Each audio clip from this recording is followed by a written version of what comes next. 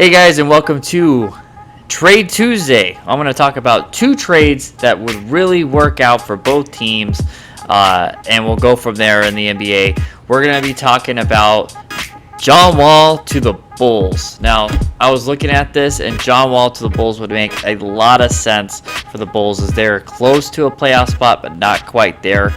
If they got John Wall, is the way that John Wall's playing this year, they could really push for a good, solid playoff spot. And I think the Bulls might be a perfect team for them.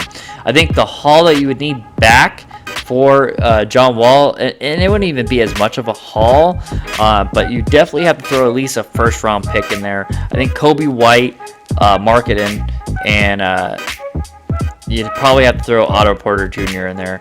And let's see, the shooting guard, I don't even want to try to butcher his name. If you get him in there and you get PJ Tucker, and John Wall in that, I think that will be a solid trade for the Bulls. I think for Houston, that would be a solid trade. They get an asset in that pick, a first-round pick. They get an expiring contract in Otto Porter Jr., so it's going to save them money. So it's a salary dump. They get two young players. They're going to have to pay Larry Marketing, but they'll have the money to do it now. I don't think they're going to go for max or anything like that for Larry Marketing. And then you have a young point guard, which you can see what you can make happen with that. I think that looks really good. I think that's going to be the trade I would go for. I think it makes sense for everybody. Please leave a comment down below and let me know if that makes sense to you. I think I don't see who says no. The second biggest trade, and this one's a lot bigger, and this is going to happen at some point of the year. KAT's going to want to be traded. And I was trying to look, and obviously people talk about New York. You know, that makes sense. Okay, great. Big city, makes sense. Sure. Maybe it happens, maybe it doesn't. They have the assets, but they would have to pretty much give up everybody for them.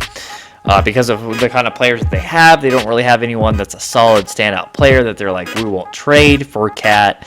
And then you're in a worse situation. You have KAT in the East, and he may or may not get you to the playoffs. Most likely won't without any help. So what I have proposed is KAT. It's not glamorous, I'll tell you that right now. KAT goes to Memphis to play with John Morant. You put those two guys together, and now you're talking something special. So in this trade, I would have, KAT and Cover would go to Memphis, as they didn't really want to make that selection back a couple years back. Anyway, in that trade, Valanciunas would go to Minnesota, as he has 2 years, $15 million on his deal. Darren Brooks would go. He makes 11. Jaren Jackson Jr. would pretty much be that star player that goes, that star young player that would go to Minnesota.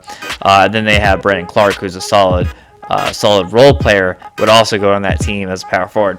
So making that trade, you'd also have to throw in at least, I would say for KAT, I wouldn't take anything less than 3 first-round picks and 2 pick swaps. That's realistically what's going to have to be. But I would say do it. I mean, you get John Morant and KAT. Those are two amazing players. You put them on the same team, yeah, that could make something special. That could contend for a top spot in the Western Conference, and with something like that, it's going to make it very interesting. So with that is Trade Tuesday. Let me know again in the comments below. Let me know if those picks and those trades make sense to you. They make sense to me. Let me know if they make sense to you. I'll talk to you guys later.